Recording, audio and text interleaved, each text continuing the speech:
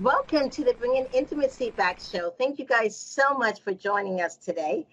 And we're here, and on this show, intimacy is real. And on this show, we aim to help you increase the intimate connections between your significant other, your children, business networks, community, and your higher power. We give you the secret power to intimacy. So welcome back, guests, and thank you guys for joining us today. And today, we have our very own special guest today. Um, this person that I'm going to talk to you about today is such a unique individual, and she is like a gem in my life. Yes. And so the topic today is intimacy and children and families.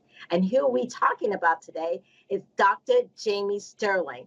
And Dr. Jamie Sterling has a wonderful, extraordinary history in working with children and working with foster children. And the great thing about Dr. Jamie is when you meet her and when we start talking to her, you can see how truly you can connect with her. Yes. So Dr. Jamie, thank you so much for being on the show with us today. Thank you for having me. I'm so excited. I absolutely am super grateful to get the opportunity to share, something that's very dear to my heart, which is children and families, and offer, whatever conversations we can have to make the intimacy in those lives better. So thank you for having me. Yes, thank you. A little bit about Dr. Sterling's background is she's worked with children and families. I know you put over a decade, but I think it's been longer than that, Jamie. Yeah, I keep saying that, but then the years add on. So yes, well over a decade. Yes. Yes, she is the founder of the Sterling Center, which is a unique concept that I'm going to let her explain, but it helps with a precious one's foster children. And as you know, no one acts really to be born, but many times we're born, and sometimes we're born into situations that maybe have a lot of difficulties with and stuff. And so Dr. Jamie has this passion in helping foster kids, and she's going to talk about that. Yes, can you talk about the Sterling Center? Yes. So the Sterling Center, the best way I can explain what we are is a family support agency. And so a lot of times there are mental health, there are case management, there's agencies that do offer a lot of services. Um, my agency, we have specific services, but when I say family support, I mean family support. So whatever everybody else says they can't help you with, we're going to find a way. We aim to rejuvenate, rehabilitate families. And in the foster care system, the children are there because those families are in crisis. And so it's very, very dear to my heart to try to offer the children in foster care the support that they need, the foster parents the support that they need, and then the parents that are struggling with addiction or whatever resulted in them losing their children. So there are so many levels of care that we provide, and mental health support and family support. It's pretty neat to see these families thriving and happy after coming through really bad things. So Wonderful. It's an honor for me to be able to facilitate that, to lead my team, and to just be a part of something great. Oh, awesome. Yes, yes. And today's topic is about intimacy and family and children. And with Dr. Jamie is like family to me. Yes. Yes. Very We much. have a long history. I met her when she was, I think, a graduate student. Mm-hmm. Yes, yes. Mm-hmm. And helping her through that process. And I just finished my process. Mm-hmm. And we truly kind of bond.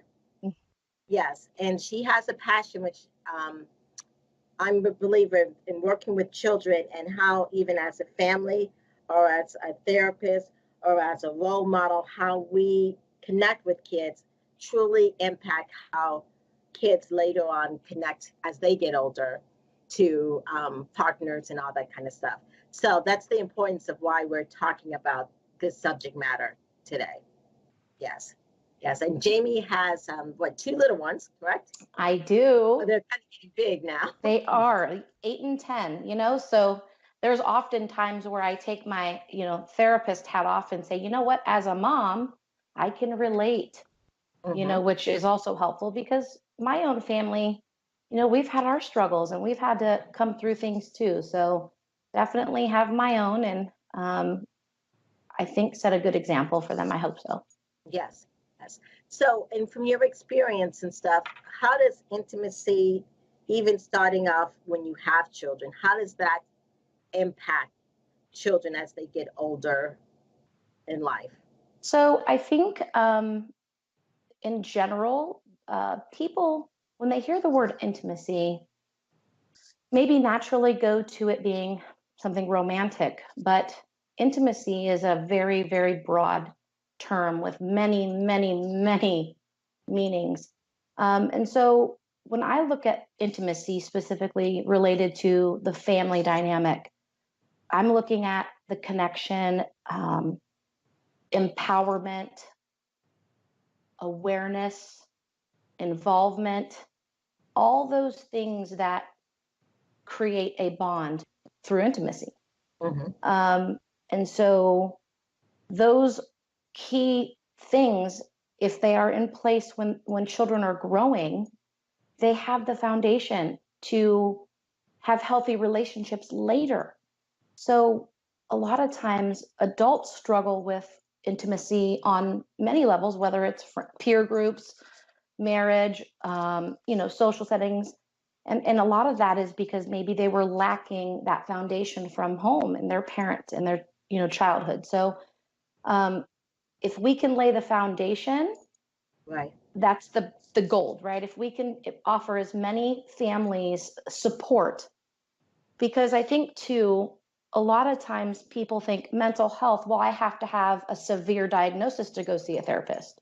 Not at all. Right. So we help you learn how to communicate, how Hmm. to resolve your conflict effectively. These are things that every family Right. needs. Right. Yeah, they actually have to have in order to be happy and to be thriving. So I think a lot of people don't seek support because they don't feel like it's necessary, Hmm. but it is. And Right. so Or they feel embarrassed about it. absolutely, there's still a Like huge shouldn't be. stigma. Yeah, definitely. Yes. And I'm thinking, starting off from the beginning, sometimes, I don't know if you've had people come to you who are moms, who just had a baby and they're having a hard time with depression and feeling overwhelmed with breastfeeding and all this other stuff. And I know, Jamie, you had two, Yeah. almost close in age and stuff. Yes, Yes, yes. And how do you connect when you're exhausted because of all the demands of a little one? And yes. that's right. And so um, having the stressors that we do today, and I think in general, life is so much faster, right? Yes. So women don't get the opportunities to just slow down and bond and connect with their little babies because of these pressures where most households require two incomes to survive now, Mm-hmm. which is stretching mothers really thin because they're trying to be the nurturer, the protector, and they still also have to help with the finances. So, Right. with all of that being said, having support or just having somebody say to you, what have you done for self-care this week? How have you honored yourself? And it doesn't have to, it could be 10 minutes, but let's start thinking about how you can do something for 10 minutes every single day to honor you. And so to keep them rejuvenated, to be Right. able to be, intimate with their babies and their children. Mm-hmm. Yes. Yeah. What would you suggest for 10 minutes? Like what I'll tell you exactly what I do. And Okay. so, me, I'm an open book. Okay. I'm going to give Yes. it all to you. Okay. Yes. So, and this is a silly thing. And I always tell people because when I say it or I give this example, they're like, oh, yeah, I could totally do that. And I'm like, yeah, that's it. So for me, I don't know how everybody else is. Well, after my day of work, okay, I have one mission and one mission only, and that's getting into my nightgown. because I don't like being in dress clothes. Right. I like to be comfortable. Yes. Well, what happens when I get home? I have little children, mommy, mommy, right? Yes. Everybody wants mommy, okay? So what I've taught them is mommy wants to hear about your day. I can't wait to hear about your day. Let me go change, wash my hands, go potty. And when I come out, we're going to sit and talk about your day. So what was funny is after time, they started to realize my mom needs that 10 minutes. Right. They weren't offended by it. They didn't. In fact, they started laying out my nightgown. So they'd be like, Mom, your nightgown's right there. We'll be right here waiting. And Okay, so, yeah, so they were still getting their time, but right. I had my 10 minutes to Okay. go potty, to Mm-hmm. get in my nightgown, because if I'm not comfortable, I'm not going to be listening to them anyways, you know? Yes. And it was just sort of a little traditional thing that we incorporated into our family that allowed me to be present in my conversation with them, not thinking, oh my gosh, I have to go pee, I need to wash my hands. You know, I was done and available to them. And then they I'll be like, so how was your day? Right. So then they give me their 10 minutes, right? Then they run off and they play and they do their thing. Okay. Let me tell you right. what. Yeah, I love that idea. It's like you're being a transformer, you know? Yes. Totally. And the thing Yes. is because I gave them attention, Right. they didn't have negative attention seeking behaviors all night trying to get my attention Okay. through tantrums. And that's a lot of stress for mothers and families. Okay. So if you just organize the time and make these little fine tuning, everything runs smooth. And I'm glad to be invited onto this to be able to share it, because when people hear that it's these little tiny simple things that make, so now the kids have had my time and they're begging me to go play. They're like, Mom, yeah, our day was fine, it was great, can we go play now? And I'm like, yes. So then, you know, I do dinner or dishes and they're content. Everybody had their time. Right. So those are just little tiny things that we can offer in family support. Okay, so what you're saying, Jamie, Dr. Jamie, what you're saying basically is that if you kind of, not kind of, but if you let your kids know when that they are going to be able to get your attention, Yes. and you give it to them then, Yep. you know, then that prevents the negative attention-seeking behavior. Right. Because they already know, hey, I'm going to be able to sit down and talk with mom and share with mom, you know, in 10 or 15 minutes. That's Yes. right. And I honor that. And, you know, and they know they can expect it, they can count on it. Mm-hmm. And so there's, you know, a lot of times kids are starving for this intimacy. They're starving for a connection. So they may have tantrums, they may be doing things negative to get our attention. And really, what are we saying to them is that, you know, that's a negative energy that these families are living in. It's not good for anybody. Right. And it's totally preventable. I mean, within just a few minutes of just connecting and having those intimate moments together. Yeah, definitely. We're going to take a short break. And when we come back, I would like for you, because people are listening, and in my mind, I kind of know what negative behaviors you're kind of talking about, but some of our audience may not know, like, what is really a negative attention-seeking behavior. So I would like for you to address that, and then we can talk more about different ways on how to solve those issues or different kind of strategies and working with kids at all different age level. All right. Yes. So on this first commercial break here, bringing intimacy back, I would like to talk to you guys about a new product and service that we're offering. It's called Vacation Counseling.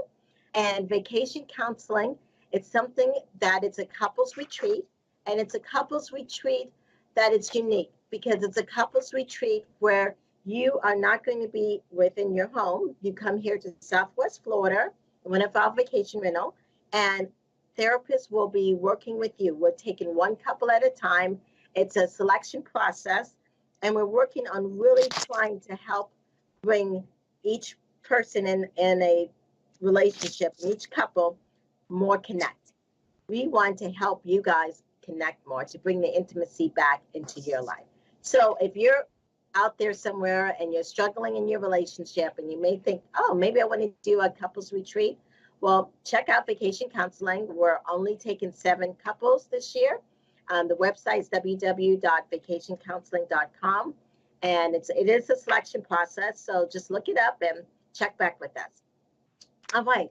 Now, Jamie, yes. Yeah. Okay. I would like to go back now to talk about this negative behavior that you were saying that sometimes kids do just because they're wanting to get attention. What does that look like for a young person, a young kid, like a 4-year-old? What does it look like for a middle schooler? What does it look like for a high schooler?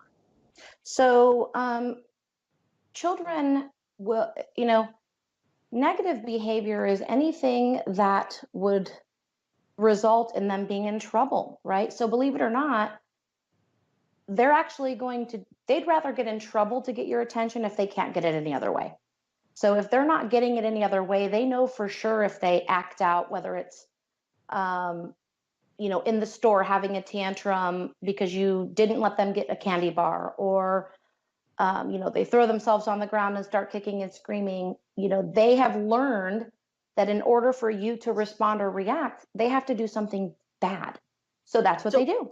So you're saying that the negative attention in their mind is better than no attention. You got it. You got it. So, and that becomes their normal, right? So mom looks at me and responds to me. They don't mean to do it. It's a subconscious thing. We all have needs. They have needs. And as people and as humans, we're going to find a way to fill our needs. And having mom look at you and engage with you, even if it's through being in trouble, is better than nothing. But here again, that causing stress on the parent now, because every time she goes to the store, the kid has a meltdown. And, it's harder to bond and connect with the kid when you're exhausted from the behavior. So there's just a cycle that goes on because of the child wanting the attention. As kids get older, it can be a lot of back talking, just disrespect, huffing and puffing, if you want to call it, just disrespectful ways of responding to you because they're hurting, because they want time with you. So there are different ages and different things that kids experience, but ultimately the best way to explain it is whatever they would be in trouble for. And that's different in every house, right? So Right. if don't slam the doors, that's a rule, right? Let's pretend that slamming the doors is a rule. Well, if you're not paying attention to your child, I almost can guarantee you they're going to slam the doors because they don't care. They want you to pay attention to them in some capacity. So, each family's different, but just whatever they would be in trouble or you would react to is what they're going to keep doing. Mm-hmm. Yes, yeah. And for those families that I can hear parents thinking, well, how can I spend the time with these kids? Because I have to work, I have to do this, I have to do this. Can't they just entertain themselves or? Sure. And in fact, children that have their emotional needs met do entertain themselves, right? They play, they go off, they do their thing because they're not starving. It's the children that do not have their needs met who are attention seeking and kind of always in your space. So it's healthy to create, okay, so let's say a mother, works and, is busy, and there's moments like, for example, in the car ride. Okay, you got to drop the kid off to school or to daycare or pick them up. Maybe you're driving them to sports, right? But maybe you make that 10-minute drive that you're going to do anyway. Turn the radio off, put the devices down if they're teenagers. Talk to mom. Tell me what you had for lunch today. I ask my kids every single day. I'm like, which is somewhat of an insignificant thing, but it's those little details that create intimacy, right? It's the little things. What did you have for lunch? Oh, cool. Who did you sit by? How's that friend doing? Making that car ride the priority. So you can do it. You have to be committed to it, create a little bit of a plan and stick to it. And the results are amazing.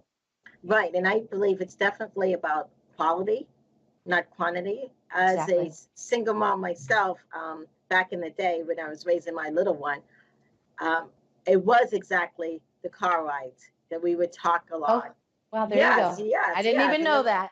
Yes. And there are times sometimes that we got home, but the conversation was still going and we sat in the car and we still talked. It's Oh, just those quality love it. times, like you said, is really important. And with teenagers, I think it's really also important. It's getting into their world. Totally. I would sometimes sit there and watch shows with her, even though these were shows that I did not really, yeah. Yes, And many times I would listen and ask, and then I'd ask her, what would she do in that situation? It's just to get the conversation going. Yes, absolutely. yes. And if you can, trying to make sure you show up to your kids' events.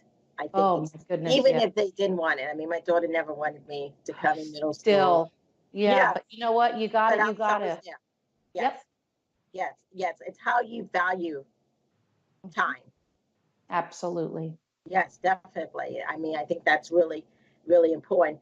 And so, in your work with foster children, many times I hear people saying, well, I don't know if I should think about fostering because in their mind, they're thinking, wow, it's all these kids that have all these negative behaviors. But as we're just talking about it, some of these kids don't have negative behavior and some do, but a lot of the negative behavior is because of lack of attention. Exactly. Exactly. Consistent lack of attention and consistency. Hmm. Because also, I do think that being a consistent parent helps in the sense of the rules and all that kind of stuff. And chances are, if they're in foster care now, obviously there was a lack of their basic needs being met. Their structure wasn't, there was a crisis that resulted in them being put into foster care. And so, they need structure and care more than any children. And I have to say, you know, the children that do tend to have um, the most behaviors in the foster care system are those that have been bounced around so often. Um, it's hard enough to lose the connection with your own family, but then to just not feel wanted or accepted anywhere is devastating for them. So, fostering overall, the kids are very, very sweet, but there are a small percentage that do struggle. You know, I explain this to people in this exact way. And when I explain it this way, people understand and they're more patient.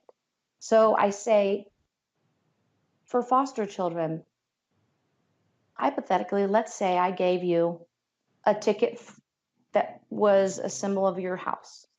Mm-hmm. Like, let's pretend we have those little raffle tickets. Okay. I give you a ticket for your house, a ticket for your bike, a ticket for your stuffed animal, ticket for your relatives, siblings. I give you a ticket for your school. I give you a ticket for your daycare. I give you a ticket for the special cup that you like to drink from. I give you a ticket for your neighborhood, on and on and on. And then I say to you, and you're a little child, give me all those tickets Oh right my now, gosh. right now. Give them all to me. Okay. That's exactly what they're put through. They don't have anything that they did the day before. Nothing. So heartbreaking. Yeah. Not a mother, not a father, not a blanket, not a toy, not a bike, not a neighborhood, not an aunt or an uncle. It's over. It's taken from them at one time. Even adults can't manage change to that capacity. Right. So, how on earth can we expect children to? Right.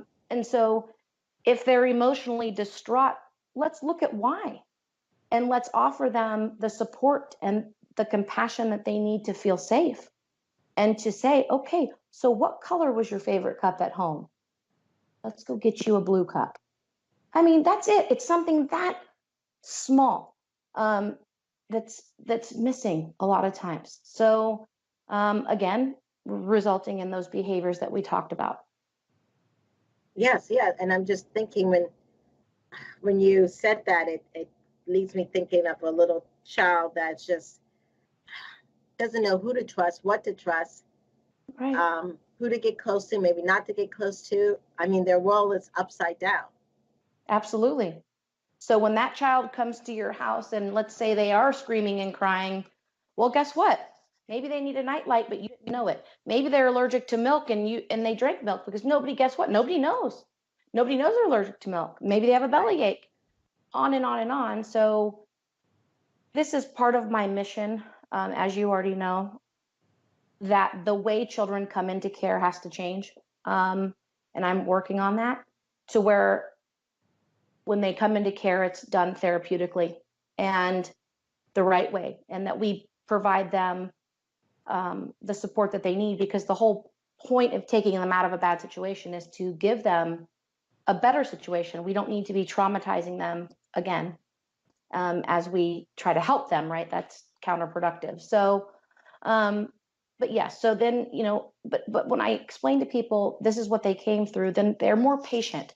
So this family support concept, when we don't just go see the foster child, I'll go talk to the foster parent and say, how are you doing? Let's talk about your self-care. This is a lot. Let me explain to you why little Johnny is behaving that way. And here are some ideas and some tips to help with that. Okay. Well, now that foster parent has support. The child, everybody is getting support and they're understanding how to make things run smoother. And then they do run smoother. But here's the problem. A lot of them don't get that. They just don't, the foster parents don't get it. And unfortunately, children in the foster care system a lot of times don't get the attention or the therapy until they're doing really bad things. It's kind of like, well, let's kind of like get them help before they start fires, right? Like let's prevent it from getting to that point. Not that they start fires, but you know what I'm saying. Figure of speech. So those that are very severe and they're struggling will get the attention. That's not the way this should be going. If you're removed from everything you should have intervention immediately. Within 24 hours, you should have some kind of a support in place, in my opinion. So I'm working to create awareness and to make that happen. Okay, yes. Well, we're going to take a little break right now, but in our break, Dr. Jamie, I would like for you to share with the audience about the Sterling House, how that came about, because ever since I've known Jamie, she's had these passion for these little ones. And in fact, Jamie used to cry about it. Just, every time. What can I do? What can I do? And she was blessed in the sense of different opportunities aligning up to help her work on the mission of the Sterling House. So yes, Jamie, for this commercial, tell us about the Sterling House and how does that work? Oh, you always say the Sterling House, which is funny. Oh, the Sterling Center. But it's funny because I don't have something with my logo in my reach, but I would show everyone that there's a house in my logo. Okay, yes, so that's why Dr. Brown always says the Sterling House, and it just kills me. I want to rename it because that would have been a better name. But the Sterling Center was created through seeing the suffering and knowing that things could be done better, and knowing that somebody has to stop passing the buck. Somebody has to be accountable. Somebody has to fight a really scary battle. And I'm willing to do it. And so we offer in-home therapy, which is very important to intimacy. We offer in office. We do all sorts of family support. We specialize in trauma. We have a family counseling room here at the center. We do supervised visitations, therapeutic supervised visitations, parenting, on and on. So we offer all services that help to facilitate healthy families. Awesome. The Sterling Center is located in Fort Myers, Florida. And what's the website and the phone number for the Sterling Center? So we're thesterlingcenter.org. So the sterlingcenter.org, and the phone number is 239-273-0270.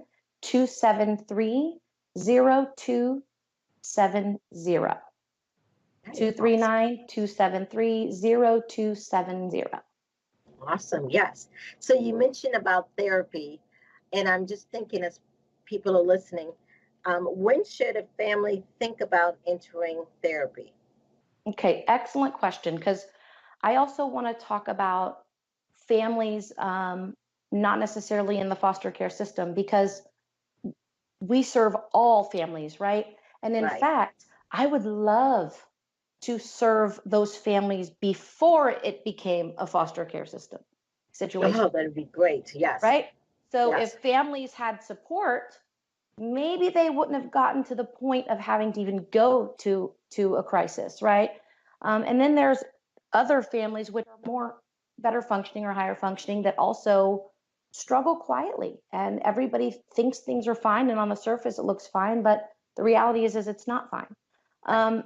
And because there are no major mental health diagnoses, people don't realize that a therapist can help you manage your daily stresses and scheduling and time management and other things that you don't have to have a mental health diagnosis for. It might just be something you're adjusting to or struggling with a short period in your life, but with services that you could get through. So families nowadays are very diverse, which I love. I Yes. love. So there's all kinds of different families. You know, we have um, multicultural families. We have just every different. The I almost never see a dynamic alike. Like I have families, and family doesn't have to even be a mom or a dad. You Right. might be, it might be an aunt and an uncle. It Right. might be a family is not defined by whatever society decided it was. A family is who we share our home with and who is there for support. And so the concept of family is so different nowadays, but it's so beautiful, and I think it's diverse and amazing in those ways. However, all of those different dynamics create different challenges. So as people, you know, you're not supposed to know how to fix that. If Right. my car starts to not work, I take that thing to the mechanic. I'm not going to start Exactly. trying to fix it because then it'll never run. You know what I mean? Yes. So you have to look at resources and say, um, for example, one of the largest issues that I see is the blended families, right? Right. Where you have two people that are remarrying and they each are bringing some kids. Yes. Oh, And you it want to see changes. some, honey? Let me tell you, Yeah. Yes. It changes girl, things. Yes. it gets real crazy. Yes. Okay, because they all have their own background, and you're Right. trying to blend them in, and everybody wants. So blended families are probably the biggest struggle that I see, that also end in another failed marriage Hmm. because there was no help or therapeutic support as you were working through those issues.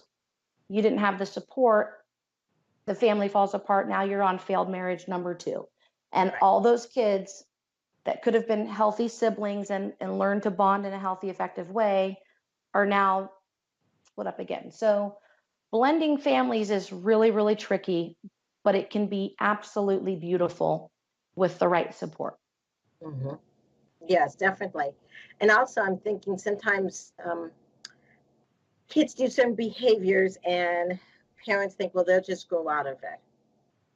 You know, kid has a tantrum and they're 8, and parents says, oh, they'll just grow out of it. Or, you know, they're throwing things or kicking things, and everyone's like, oh, they'll just grow out of it. That's just the kid. Um, but many times, certain behaviors are not within the normal range of that child's age and developmental level and stuff. And sometimes you need to get intervention, you need to get help. And in getting help, that also means when you go for therapy, it's confidential. This person Totally. is coming in non-biased, and no therapist wants to go in and take the parent's role, because I also hear that. I don't want someone coming in my house Tell telling me me what what to to do. do. Yes. Yes, yes, yes. How do you handle that when that's So ultimately, and I'm going to say something, and you know me, I'm yes, pretty straightforward, but honestly, I just don't know that there's any other way to get the results. right, And so, you know, we're always sent in for the child. You know who needs the help? The yes, parents, because the exactly, child is only reacting to whatever deficit there is happening in the parental role or in their life somewhere else. So children are just reactive. So if a child is still having tantrums beyond when they're supposed to, we would identify what is the trigger. What is the trigger? And guess what? It's different for every single kid. Hmm. So I don't expect the parents to be able to do that on their own, because that's why you have professionals, and we have certain tools. Um, but anytime a child is acting out, they're reacting to a negative situation internally within themselves. It may not be directly from the parent. Maybe there's somebody bothering them at school. But if you don't have that intimate relationship, that regular contact, they're not going to tell you about it. Right. So the struggle, it may not even be directly related to you as a parent. But if you're not connected, then they're not going to feel safe and bonded enough to tell you when those other things are happening. So it still becomes your problem. Essentially, if you're the parent and you're the leader, you're in charge, and you have to create these relationships that are intimate and that are connected to be able to figure out what is going on. And as a therapist, when we work with the children, that's exactly what we do, right? So when the dialogue with us, it's not that you're not in trouble. We come in as, how can Miss Jamie help you, honey? I know Hmm. you're struggling. I see it. Let's talk about this. Okay. If the parents could learn what we're doing, which they can, and I teach as many as I can, how to have conversations that are effective and non authoritative, Right. because they'll see the child just spill everything to me, and they'll be like, well, he never told me. Well, let's talk about that. Let's learn Right. how to address these issues. Um, and then when we do that, the behaviors stop. Right. There's no medication, there's nothing in the world that can replace what we do. I'm not saying medication isn't necessary in many cases, because it is. But in addition to the medication, you have to have behavior management. You have to learn parenting. There's a whole other half of the coin that if Right. you don't have, you're still going to have struggle. Hmm. So what you're saying is that the parenting skills is something that also is gained in counseling. That parents Absolutely. can actually, because if you're thinking to yourself, well, I'm not really connected with my kid and yada yada, I'm busy and he's 9 or 10, and you're like, well, that's just the end of it. No, there's still time. No, there's There's a always lot of time. time, and the counselor's role isn't to stay with your kid forever. The counselor's role is to help the kid with what's going on, but helping the kid connect with the parent. Am I correct? Exactly, 100% correct. So we need to facilitate and educate the parents of how to do these things when we're not there. Right. And I'll say, I get to see you one time a week, but what about every day when you're at home? So parenting is probably my biggest focus at this agency, because when the parenting is in line and they have tools, when this happens, consider this, this, and this. They have tools. Now Right. they're building their toolbox. So their lives become more manageable. They don't feel alone. And then the children's behaviors stop. Right. And, I get to witness so many people that go from struggling and stress and sadness really to really thriving. And I'm not saying that they don't have issues along the way. Life is going to present issues forever. My goal is to give you the tools to navigate those. You know that when this is happening, bring out that tool, because that'll help Right. you fix it. Right. So I'm teaching you skills that you'll have forever, Hmm. which goes well beyond my time with them. Right. What do you tell those parents who has kids who maybe not have the physical behaviors that we were talking about, but their kids are very withdrawn. They don't say anything. They're quiet the whole time. You get a yes or no, a head nod. They go into the room and they're quiet. Maybe they're online a lot. Mhm. And, as a parent, you're like, well, my kid never really gives me any problem, but your So kid you're really does taking the path of nothing. least resistance. They're quiet, so I'm going to let it be. Right. They're Exactly. not bothering me, so hey, I'm going to get to sit over here and look at my Facebook while they play that video game. Right. We're all Right. tired. Everybody wants a break, right? Right. So Right. it's common, but it's problematic. And this show being about intimacy really is so close to my mission, because connecting to your teenagers or your younger children is absolutely imperative to bonding with them. They're not going to come to you when they're in trouble or considering doing something. If you haven't checked, if there's not a regular dialogue, then why would they come to you, right? So I hear parents say all the time, well, I didn't realize they were doing this or that. I didn't see it. I didn't know. Well, because you weren't present enough. Now, I'm going to go right back to the reality. We're all busy. We all have lives. Am I saying that you have to spend 6 hours a day one-on-one with your kid? Nope, not at all. You can create little tiny moments, okay? Another really good one. Teenagers don't want to hang out with their parents. I didn't, Right. you know? So what you can do in your home, and each family that I work with, I figure out that family and ways that we can create stuff in their routine already. So that's another really good thing about family support and what we do. It's individual to that specific circumstance. Okay. So I figure out, okay, this is what you guys normally would do. We're going to create that on Sunday mornings, okay, from 10 to 11 a.m. It's unplugged time. It's no devices. We're going to sit here and eat waffles. Mm-hmm. Waffles every Sunday from 10 to 11. We're going to sit, and nobody, including mom and dad, brings a device. We're unplugging. Okay. It's an hour. Right. It's an hour. You have 24 hours in a day. It's one time a week. Your teenager is busy. You're busy, to say, so what's going on with, this or that? I mean, you're connecting. And so just creating those little things. And this is what therapists do, is they help you to find your own little routine that facilitates that the kids can be the kids. And we don't want to, it's natural for them.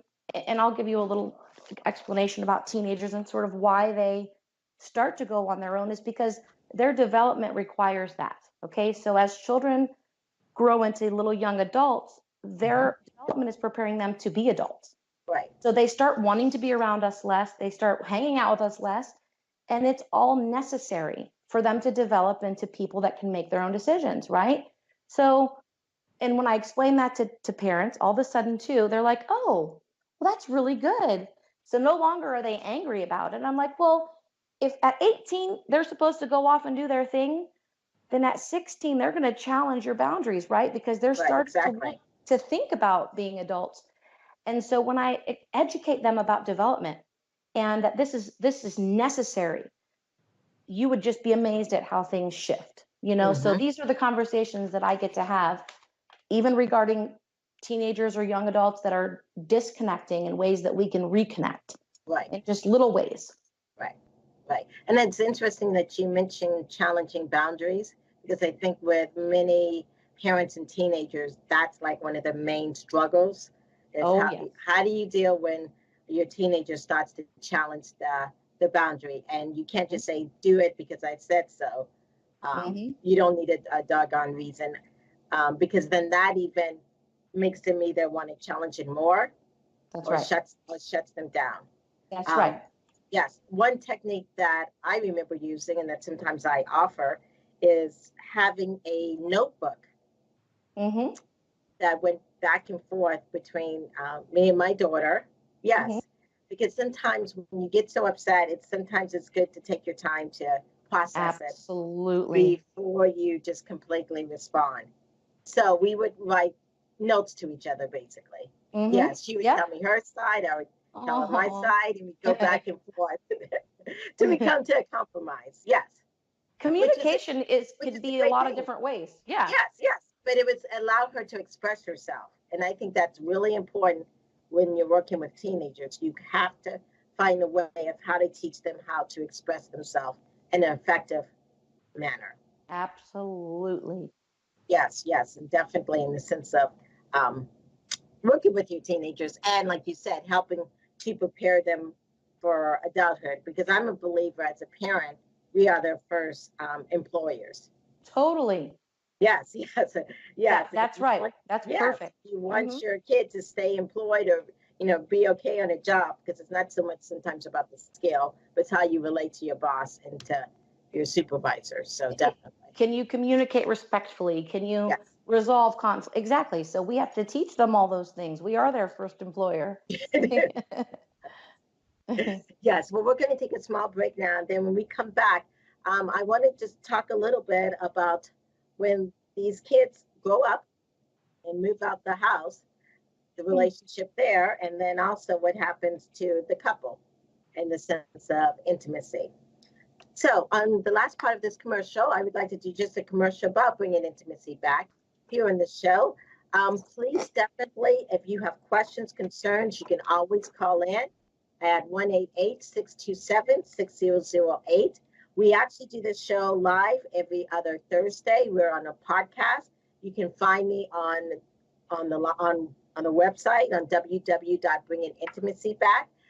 But also, you can find me on Facebook and LinkedIn on bringing intimacy back. And if you really like what you're hearing, please give a click on like us and give us suggestions and stuff and keep the dialogue going because that's what we really want to hear. We want to hear your feedback and we want to know if this is what you're needing out there. So like us, give us, and we're on all the different podcasts.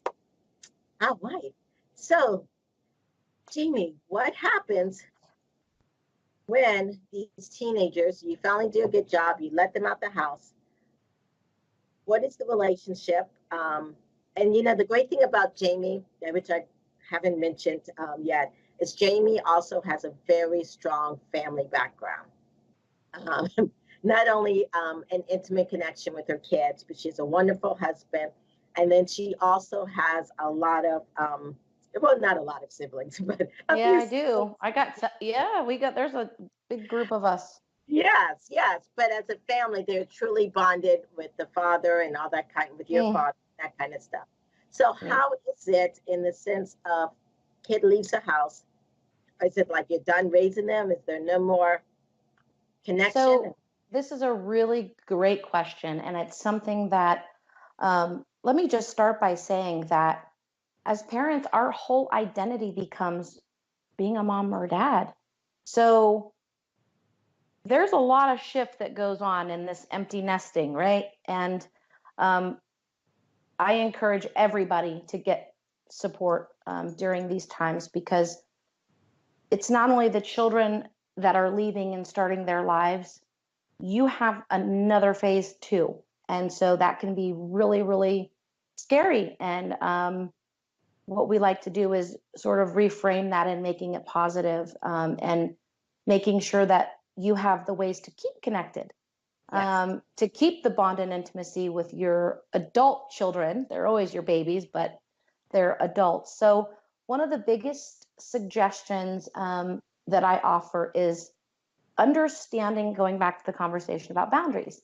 that they are now adults, right? So you've done the raising, you've done all the lecturing, you've done it. You've planted those seeds, and here's your little tree just growing and out in the world. So um, the dynamic of the relationship has to shift Hmm. into more of a support, and not a critical, authoritative tone. So um, if you present as, hey, how's your new job going? I bet it's going great. And let's say hypothetically, you know, the job didn't work out and a week ago, your son got let go or something. Your response to something like that is going to dictate whether or not you're keeping those connections because as an adult, they're their own person now. Right. And you Exactly. have to respect who they are and not continue to try to mold. I mean, we are always their parent, but we need to shift into more of a, I'm here, I respect your choices, I honor your choices, and if you need to talk or you need a hug, you know where to get it. So we can't be critical. At that point, your job is done as far as that. Now, if you come and keep these connections positive, they will reach out and they'll be Yes. like, So, mom, I got let go of that job and I just feel lost. I don't know what to do. Well, Right. now because you have a tone of support and not I'm your mother and I'm disappointed in you and all that, um, they will open up the door to allow you to continue to interject some mindful things. Okay. Well, buddy, give this a try, or let's look at that. But they have in their development, they are independent and they do not want to be criticized or ridiculed. So if you want to keep an intimate connection with your adult children, just taking the stance as a support person will help, everybody be successful in that. Just respecting that they're not you, they're them, Right. right? They're them. So you may not understand a decision because that may not be a decision you would have made. It Mm-hmm. doesn't matter. It wasn't your decision to make. Right. It was their decision to make. And so now we support what their decisions are. Mm-hmm. Yeah, I think what you said is definitely true. As having an adult child, it is about respecting the boundaries. Totally. Yes, yes, and understanding. But also, it's about because her and I communicate almost every day. It's I about love just it. talking, yeah, talking to one another and stuff. And even in the sense of, because I'm part of the sandwich generation, I talk to my mom all the time. But it's also about her respecting my boundaries and I respecting her boundaries and being respectful. Totally. Yes, yes, Totally. yes. And that's the key to it is that we have to, and I always say in parenting too, respect is reciprocated. Like even Mhm. with smaller children, if you can't stop and look at them and ask them what's going on, don't expect them to do the same. And so we have to give each other that and model that throughout life, but especially when a person is independent and living in their own lives and making their own decisions. If we're critical um, or too nosy, they might say, you know what, I'm not calling my mom today because I don't want to hear it. Right. So just got to shift the dynamic so that it's a positive thing. And then too, like what you were saying with talking to your daughter every day or your mother, if you talk to each other regularly, even if it's just for a minute, maybe your son's like, oh my gosh, there's this lady at work that's so annoying, Right. and he just gets to vent to you about it because Right. you called. Right. And you could go, oh man, there's always one. Right. You know what, Yes. son? I don't care where you go in life, Yes. there's always going to be somebody, honey. Yes. Bless your heart. You know what? I'm going to pray for you because Yes. that is rough. That's it, right? Right. Now you were just there for that one. Right. So then the next time you call, the intimacy, that connection, you can go, hey, bud, how are you? So Right. is that annoying lady still there? Because you remember from the last conversation a little detail about his life. Mm-hmm. It's those little things that keep people connected. They don't Right. have to be big Definitely. things. Definitely. You could Yes. live states away from each other, but just knowing that there's an annoying lady at his work, it's simple, it's small, and it keeps that intimacy and it keeps that bond. Exactly. Yes. And about the one little quick thing that you mentioned is that when your kids do move away, that empty nest that you really do. Yes, because many times your life is centered around the kids, and when the kids are gone, you have to, sometimes reinvent yourself or find things that you really enjoy. And it goes all the way kind of back to what you said all the way in the beginning. If you haven't in the beginning, when you start having kids, have me time and learn how to that self-care, Totally. then when they leave, it is a bombshell. But Oh, if big you've time. had it all the time, where you've gone and gone did your hair and nails I'm or going to give you an hanging out with your example of that. girlfriends. Yeah. I'm going to give you an example of that. So I enjoy going to concerts. Yes. So my little daughter, she's like, Mom, you're getting dressed up. Where are you going? I go, I'm going to go to a concert. I'm excited. Yeah. And so she's like, oh, Mom, I want you to be home with me. And I go, oh, well, you know what? I'll be home later and I'll make sure I give you a kiss when I get in. And then if she continues, I'll say something like, hey, do you remember when you went to your friend's house last weekend and Right. you had a slumber party? And I was Exactly. so excited for you to go have fun. Mommy wants you to be excited that she's going to go have fun. And I want you to know that mommy deserves time with her friends too. So Yes. you nailed it. If we create that dialogue from the start and we honor ourselves and the things that we like, it's not as hard when they do leave because you have your own things that you're still involved in, or you always have been. And it doesn't make you a bad mom or a bad dad to get a break and go do something that you enjoy. You Right, need it, and your kids need to see that you're modeling self-care, right, because kids exactly. aren't, they're not going to do what you say half the time. They're going to do what you do. Exactly, yeah. And you do need to make it seem like being an adult is good and it's fun, because if you make it seem like it's miserable and you're always complaining and stuff, Exactly. no kid wants to grow up and be an adult. Exactly. So yes, Exactly. yeah, definitely. Well, Jimmy, this has been an amazing hour of Oh, talking it with went so you. fast. I could do this all day with you, but Yeah. Yes, thank you so much for being on the show. And again, my please pleasure. tell us how we can connect with the Sterling Center. Sure. You said Sterling Center. Yes. Okay. Thank you for having me. Everybody that's listening, I just want to say before I sign off that Dr. Brown has been a huge part of my life, a mentor, somebody that I respect beyond measure and could only hope to be a fraction of the person that she is. So, true honor to be a part of this and to be sharing this time with you. And you guys, I just also have to tell you that she's very modest. So I'm going to tell you guys how awesome she is. And she's also very modest about how amazing her daughter is, which is a testament to you and the Yeah, dedication and raising. We're talking about families and children, right. and you raised an amazing, productive, precious girl, which Yes, says a thank lot about you. So I know you're not going to come out and say that, so I have to tell you. everyone.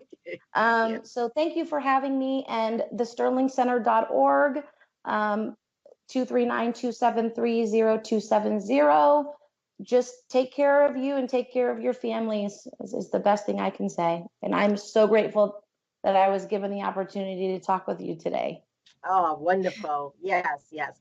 Well, thank you so much for being on the show, You. Dr. Jamie Sterling. Yes, Okay. You can call me whatever you want. yes. And we will love to have you back on any time. If you like this show, please hit like us or go look on Facebook or any of the other social media. We're on Twitter and all the others. Thank you so much, everyone. This has been the Bringing Intimacy Back show, where intimacy is real. Thanks.